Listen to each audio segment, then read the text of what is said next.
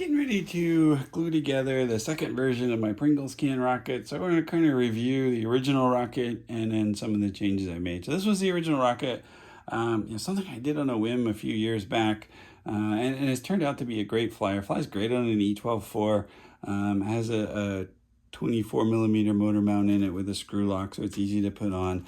You can see some of that. I mean, it's flown many times at several different ranges, and the fins have been pretty pounded on, and everything else though is held together pretty well. One of the things that I did on this rocket that was different that I've decided to change is I had this two-piece flyaway nose cone that gave me a lot of flexibility in some of the different options I was able to put on it and stuff like that. But the chute didn't always just come out of that reliably.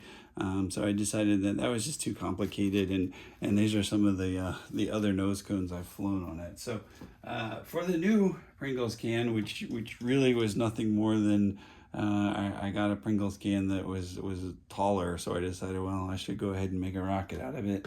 I've changed the nose cone a fair amount, and this shape and size are similar. It's a little longer, but it's a two-piece nose cone like I've used in many of my other rockets. So once the ejection separates the nose cone from the body tube, then this flyaway piece will come off, and the chute and everything will ride protected in here.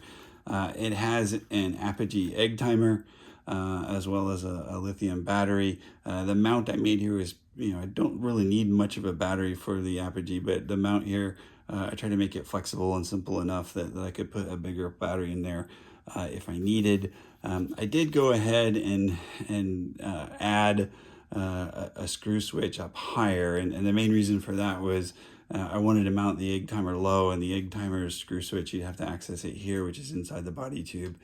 So I put it up there and just made the screw switch on the egg timer on all the time. In terms of the charges, this uses something, again, I've leveraged from my other designs, which uses the incandescent, basically Christmas tree lights. And so the charges, well, will sit here. This is a single deploy. It's not a dual deploy altimeter. So that's the nose cone. One of the things I did, I think would be kind of fun, is I made a little cutout here in the nose to be able to put an SQ12 camera on. So this was a test print, but I can remove that plug and then mount the camera here pointed up. So it's not going to be maybe that interesting on the upward part, but maybe I'll get some good footage when it's coming back down and facing downward.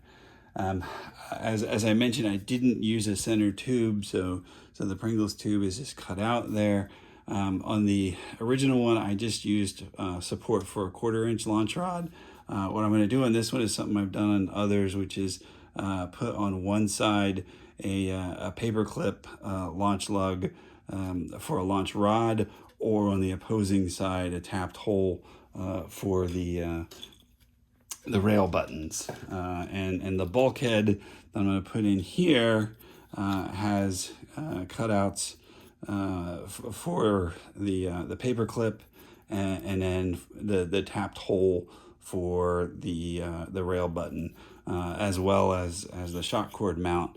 I intend to use it in this config, but just for flexibility, I went ahead and put a cap in here, so that I'll leave this in when I'm using the apogee altimeter and the charge, which will blow this direction. If I do decide I want to do a motor eject, maybe just fly it on an E12-4 or something like that for fun, then I can just remove this, and the engine ejection charge will go through. One of the things I did that I think is going to turn out to be quite helpful is I put a little cylinder in here to be able to put a heavy-duty straw in it, really just to be able to reach down into the thing and mount it in there. But it's also going to help me when I go to glue it in here in a little bit. For the fin can, it's again kind of leveraging a Douglas design that I did. It has these standoffs to be able to hold the motor fast. The motor, I've decided to support a 29 millimeter mount, so I can use an adapter for the 24s. But the motor just falls in. I thought a lot and reviewed a lot of the 3D prints about how the thrust is going to come through this part. For motor retaining, oh, here's the paper clip. For motor retaining, I've got 4 nylon M3 screws that are basically set screws that are going to hold it in. Again, the motor, the thrust is always going to be that way, except for maybe when the shock cord snaps, and then it'll be empty. And also with the cap in, there shouldn't even be any pressure on it. So I think that'll be plenty to hold it in. And then in terms of strength, I've made the fins, well, for one thing, rounded. You can see I've gotten better in CAD at being able to make the fins. So these are rounded, and they're 6 millimeters thick, airfoiled design. So and they're a little smaller. So the stability on this is a little less, but I think that'll be good. The other one did have a tendency sometimes to windcock. And this was another test print I did just to check the fit, that I improved a little bit to the bottom of the Pringles can here.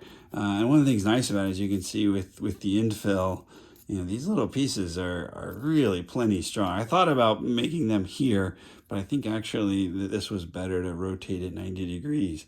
So I think this is going to be pretty strong, and hopefully a good flyer.